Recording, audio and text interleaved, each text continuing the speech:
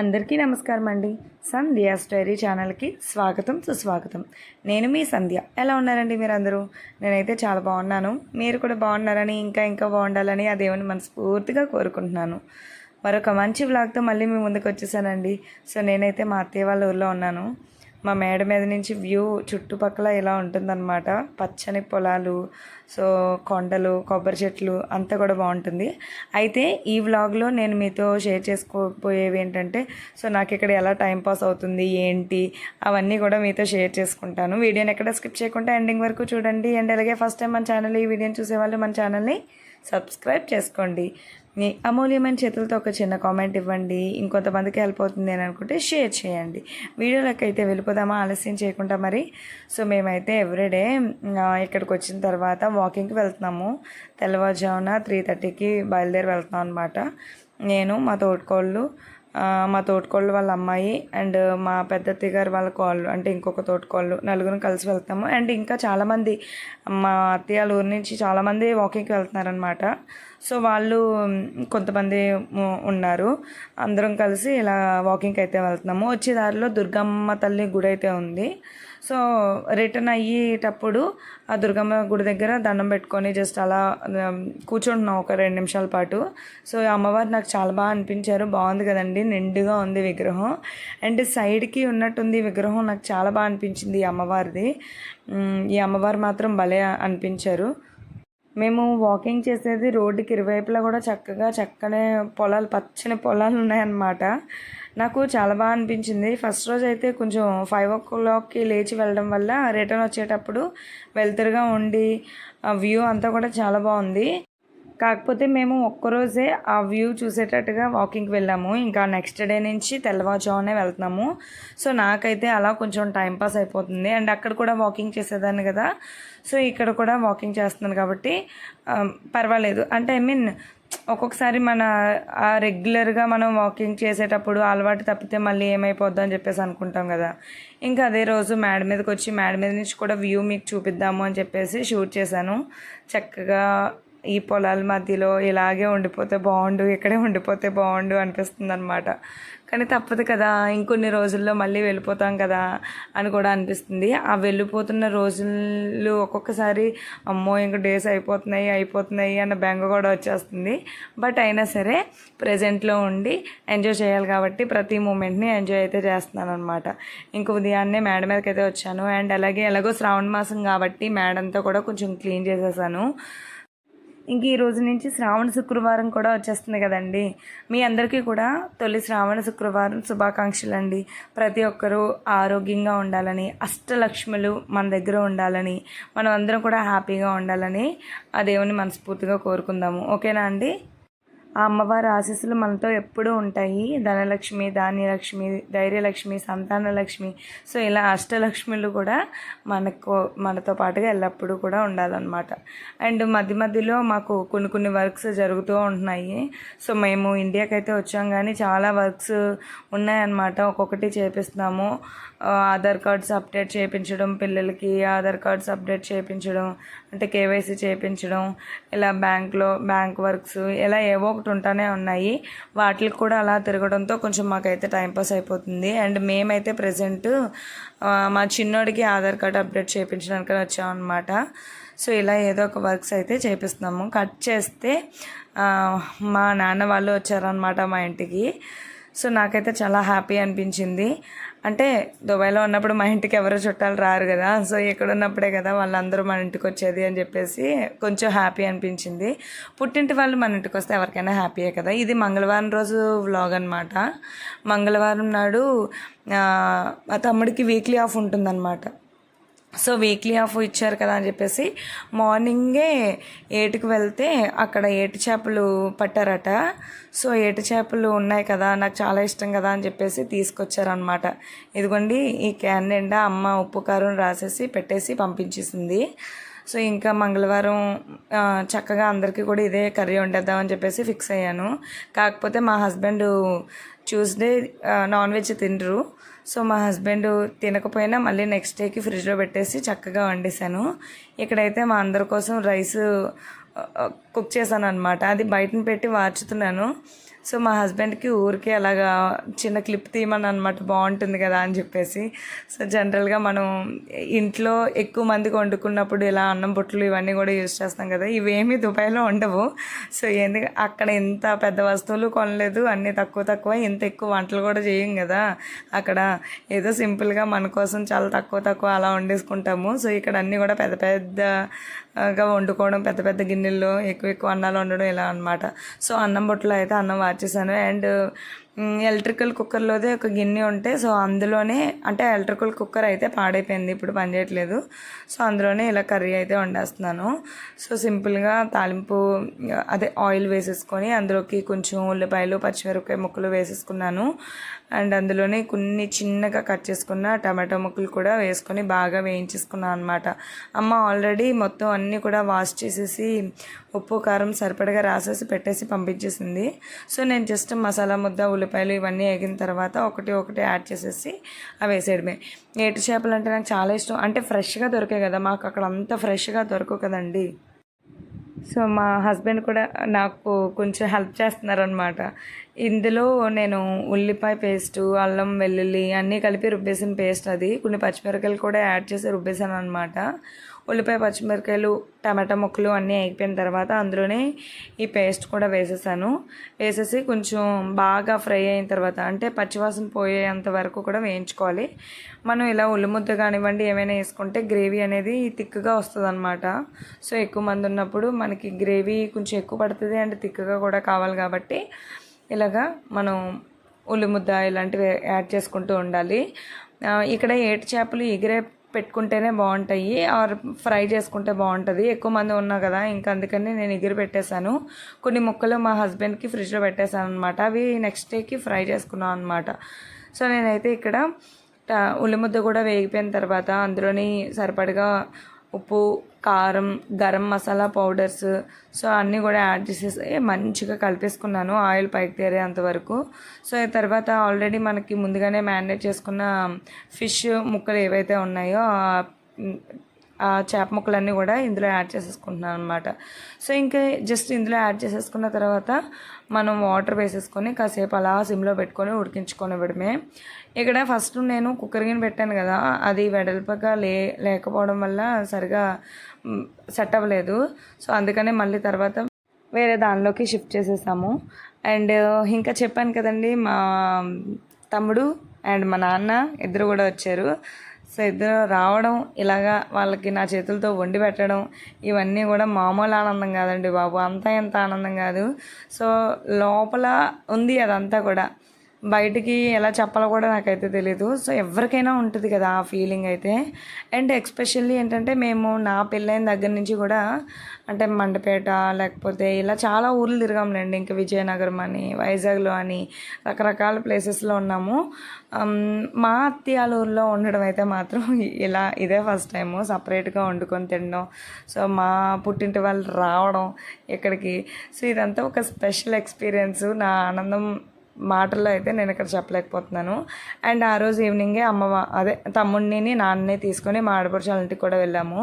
So అక్కడ evening snacks pakodi వేస్తుంది మా నాగలక్ష్మి. చక్కగా మంచిగా పకోడీలు వేసిస్తే వేడివేడిగా తినేసి అక్కడి నుంచి మళ్ళీ బయలుదేరి మేము ఊర్లోనే సైట్ తీసుకున్నాం అనమాట. ఆ సైట్ దగ్గరికి అందరం కలిసి అక్కడికి వెళ్ళాము.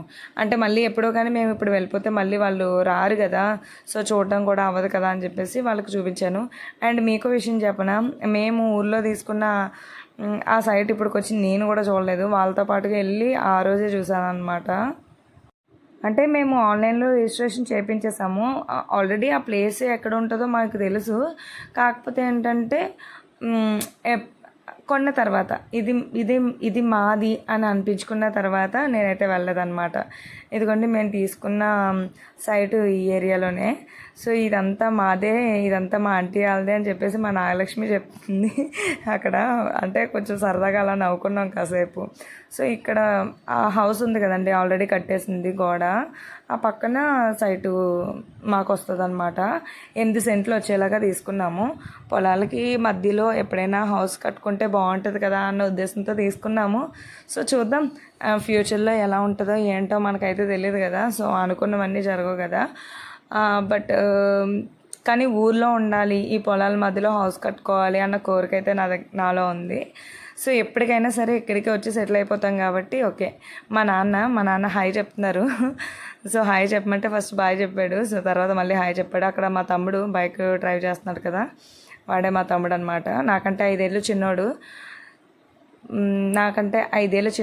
అండ్ చిన్నప్పుడు ఇద్దరం కూడా బాగా కొట్టుకునే వాళ్ళం. ఫుల్గా ఫైటింగ్ అనమాట. ఇద్దరం దెబ్బలు ఒకటే మంచిగా వేసుకునే వాళ్ళం. సో ఇప్పుడు కొట్టుకోము. నేనే చిన్నప్పుడు మా తమ్ముడిని ఎక్కువ కొట్టేసేదాన్ని. ఇప్పుడు ఆడు నన్ను కొడితే నాకు అంతే ఇంకా సంగతులు.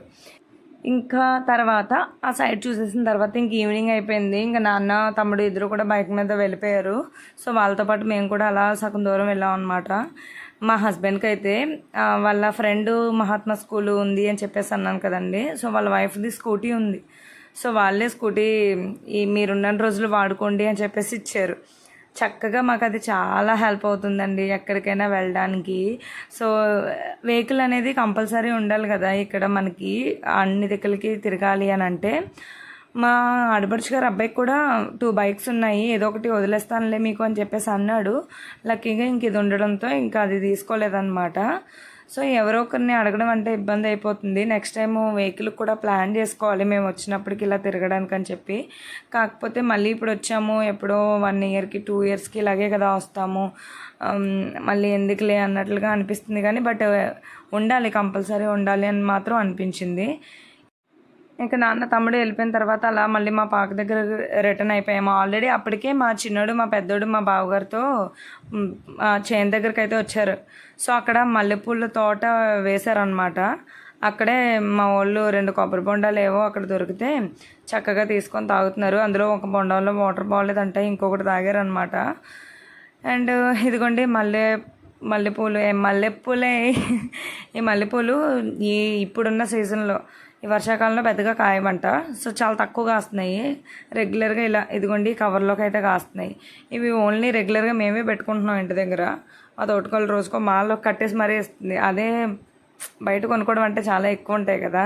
సో రెగ్యులర్గా మల్లెపూలు అయితే ఉంటున్నాయి. మనం పెట్టుకోలే కానీ ఇంట్రెస్ట్గా చక్కగా బోల్డ్ అని మల్లెపూలు అనమాట. ఇదిగోండి ఈయనే మా హస్బెండ్ వాళ్ళ అన్నయ్య, అంటే మా బావగారు అండ్ మా పిల్లలు ఇద్దరు. సో మా పొలం మొత్తం ఇంకా గులాబీ తోట ఇవన్నీ కూడా ఉన్నాయి. మొత్తం అన్నీ చూపిస్తానులేండి ఒకరోజు అక్కడికి వెళ్ళి ఆ వ్లాగ్ కూడా షేర్ చేస్తాను. మీరు షేర్ చేయమని అడిగితే కామెంట్ సెక్షన్లో నాతో షేర్ చేసుకుంటే షేర్ చేస్తాను అన్నీ కూడా. అండ్ పచ్చిపసుపు అయితే కొంచెం ఉందంట. సో పచ్చిపులుసు చేస్తారా అని చెప్పేసి అది తవ్వేసేస్తున్నారు మా బావ. ఇంటికి వెళ్ళిన తర్వాత పచ్చి పులుసు చేయాలి. చాలా కష్టం. రోజుకి నాన్ వెజ్ అయిపోతుంది. మేము అందరం ఉండడం వల్ల ఎక్కువ నాన్ వెజ్ తింటున్నాము ఏదో ఒక రకంగా. ఇంకా పచ్చి పులుసులు పసుపు పులుసులు ఏమి ఎక్కుతాయి మాకు, అసలు ఎక్కట్లేదు. చక్కగా చిన్న కొమ్ము వేసేసుకుంటే మొత్తం బాగా అది అలా ఊరుతూనే ఉంటుంది కదండి. పసుపు కొమ్ములు కానివ్వండి ఇలాంటివి చాలా ఎక్కువ వచ్చేస్తుంది. సో చక్కగా త్వరగా మొలుస్తుంది. కానీ నేల మంచిదై ఉండాలనుకుంటాను, నేలని బట్టి వస్తుంది. నేనైతే దుబాయ్లో కూడా చిన్న పసుపు కొమ్ము వేశాను. అక్కడ అంతా ఇసుక నేల కదా, సో అంతగా ఏం నాటలేదు. చూసారా ఎంత బాగా నాటిందో ఇక్కడ. అక్కడ ఇంకా అలా చాలా ఎక్కువ ఉంది. కొంచెం కొమ్ము ఒక చిన్న నాటితే చాలు, అది అలా ఊరుతా మొత్తం అంతా భూమిలో నాటేస్తూ ఉంటుంది. సో పైన ఇలా మొక్కల్లాగా వస్తాయి అన్నమాట. భూమిలోకి పసుపు కొమ్ములన్నీ కూడా ఇలా ఉంటాయి. సో వీటిని చక్కగా మనం ఫ్రెష్గా పసుపు వేటిలో అయినా సరే వేసుకుంటే, అంటే కర్రీస్లో కానివ్వండి లేకపోతే ఎందులో పసుపు పులుసులో కానివ్వండి. ముఖ్యంగా ఇది రైనీ సీజన్ అనేసరికి హెల్త్ ఇష్యూస్ ఏవో ఒకటి వస్తూ ఉంటాయి.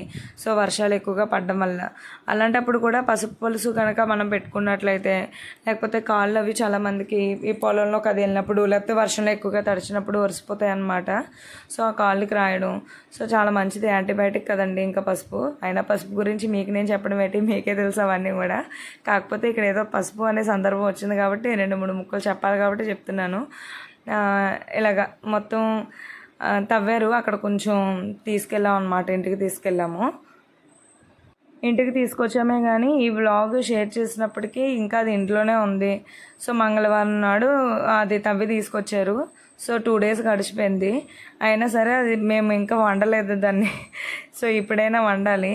ఈరోజు ఫ్రైడే, మళ్ళీ రేపు సాటర్డే కాబట్టి సో ఇప్పటికైనా కొంచెం పసుపు పులుసులాగా చేసేసి పిల్లలందరికీ పెడితే అన్ని రోజులు ఏవో ఒక స్వీటు ఏవో ఒకటి తింటూ ఉంటున్నాం కాబట్టి కొంచెం కఫాలు అవి పట్టేసి ఉన్నాయి, ఒళ్ళంతా పైత్యం చేస్తుంది కాబట్టి డెఫినెట్లీ మేమైతే ఇది చెయ్యాలి. నాకు అక్కడికి నుంచి వచ్చిన తర్వాత స్కిన్ అంతా కూడా దద్దుర్లు వచ్చేసి కొంచెం స్కిన్ అయితే పాడైంది. తునిలోనే హిమాలయ స్కిన్ కేర్ సెంటర్ అని చెప్పేసి అది ఉంటే హాస్పిటల్కి వెళ్ళాను. ఆయన కొన్ని మెడిసిన్ అయితే ఇచ్చారనమాట. సోపు, లోషన్, క్రీము ఇవన్నీ కూడా ఇచ్చారు. సో అవి రాసుకున్న తర్వాత ఆ దద్దుర్లు కొంచెం అయితే తగ్గాయి. బట్ ఇంకా నేను మెడిసిన్ వాడుతున్నాను, ఇంకా ఫుల్గా ఏం తగ్గలేదు, ఇంకా ఉన్నాయి. వీపు మీద, నెక్ చుట్టూ అలా వచ్చేసాయి అనమాట బాగా. అంటే ఆ వేడి వాతావరణం అక్కడి నుంచి ఇక్కడికి రావడం, సో ఇవన్నీ తట్టుకోలేక అనుకుంటా కొంచెం. అక్కడి నుంచి కట్ చేస్తే మళ్ళీ ఈ వ్లాగు థర్స్డే రోజు అనమాట. సో థర్స్డే రోజు మా ఆడపడుచాల ఇంటి దగ్గర వంటలు, అక్కడ భోజనాలు అనమాట. సో అక్కడ బయటన పొయ్యి ఉంటే పొయ్యి దగ్గర కూర్చొని చక్కగా గారెలు అయితే వేసుకుంటున్నాము, నేను మా నాగలక్ష్మి. సో ఇద్దరం కూడా అలా కబుర్లు ముచ్చట చెప్పుకుంటూ అక్కడ గారెలు బయటను వేసేస్తున్నాము. కర్రల పొయ్యి మీద వంట అంటే నాకు ఏం అలవాటు లేదండి, ఏం రాదు. కాకపోతే సరదాగా ఉంటుంది అండ్ వ్లాగ్లో షూట్ చేసుకోవచ్చు అని చెప్పేసి కూర్చున్నాను. అంటే నా పెళ్ళి అవ్వకముందు మాది కూడా పల్లెటూరే కాబట్టి అమ్మాళ్ళ ఇంట్లో కూడా కర్రల పొయ్యి అయితే ఉండేది. బట్ ఎప్పుడు కూడా అమ్మ నాకు వంట అనేది నేర్పించలేదు. అంటే టైం ఎక్కడ ఉందిలేండి, నాకు ఇంటర్ సెకండ్ ఇయర్ అయిన వెంటనే మ్యారేజ్ అయితే అయిపోయింది కదా. ఎప్పుడు అంతగా వంటలు చేసి అంత టైం లేదు. ఇంకా ఆఫ్టర్ మ్యారేజ్ ఇంకెప్పుడు కూడా మనకి స్టవ్స్ మీదే కాబట్టి ఈ కర్రల పొయ్యి మీద వండడం అంటే కొంచెం చిరాకే. కానీ ఏ మాట కామాటే కట్టెల పొయ్యి మీద వండుకున్న వంటలు కొంచెం డిఫరెంట్ టేస్ట్ వస్తాయి అండ్ వేడి కూడా చేయదు అని చెప్పేసి అంటారు. అది ఎంతవరకు నిజమో నాకైతే తెలియదు, కానీ టేస్ట్ మట్టుకైతే కొంచెం డిఫరెన్స్ అయితే ఉంటుంది. కానీ అలా చూడండి, చదువు సంజయ్ లేకుండా నేర్చుకున్న విద్యబాబు దుబాయ్ నుంచి వచ్చిన ఆవిడ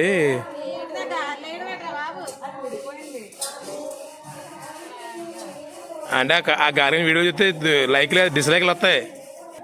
ఇండియా గారెలు అండి, ఇండియా గారెలు ఇవి. తింటే అసలు వదలు తెలిసే మీరు, మీ దుబాయ్ వాళ్ళకి తెలియదు ఈ గారెల కోసం ఏంటి అన్నది. మొత్తం మీద థర్స్డే రోజు ఇలా మా ఆడపడుచు గారి ఇంటి దగ్గర మళ్ళీ మాకు భోజనాలు. ఆ రోజు కూడా నాన్ వెజ్. ఈ గారెలు అయిపోయిన వెంటనే మళ్ళీ అదే పొయ్యి మీద నాన్ వెజ్ చికెన్ కర్రీ కూడా ప్రిపేర్ చేసేసాము. ఇంకా నేను అది వీడియో తీయలేదు. సో మొత్తం మీద నాకు ఇక్కడికి వచ్చిన తర్వాత ఇలా నా రోజులు ఇలా గడిచిపోతున్నాయి హ్యాపీగా. ఈ మెమరీస్ అన్నీ కూడా పోగు చేసుకొని మళ్ళీ నా డైరీలో ఈ అద్భుతమైన పేజీలని జాగ్రత్తగా ఆ తర్వాత గుర్తు చేసుకుంటూ ఉంటానన్నమాట. మళ్ళీ ఇండియాకి తిరిగి వచ్చే వరకు ప్రతి మూమెంట్ని ఎంజాయ్ చేస్తున్నాను అండ్ ప్రతి దాన్ని కూడా ఒక జ్ఞాపకంగా మార్చుకుంటున్నాను. అది కూడా ఆ జ్ఞాపకం ఎలాంటిదంటే నా లైఫ్లో మళ్ళీ ఇదంతా ఈ జర్నీ అంతా కూడా మళ్ళీ మర్చిపోని ఒక పుస్తకం లాంటిదన్నమాట. సో అంత మంచి ఎక్స్పీరియన్స్ నాకు ఇవన్నీ కూడా లైఫ్లో. సో చూసారు కదండి, మరొక మంచి వ్లాగ్తో మళ్ళీ కలుద్దాం. అంతవరకు మా ఛానల్లో ఉన్న వీడియోస్ని చూడండి.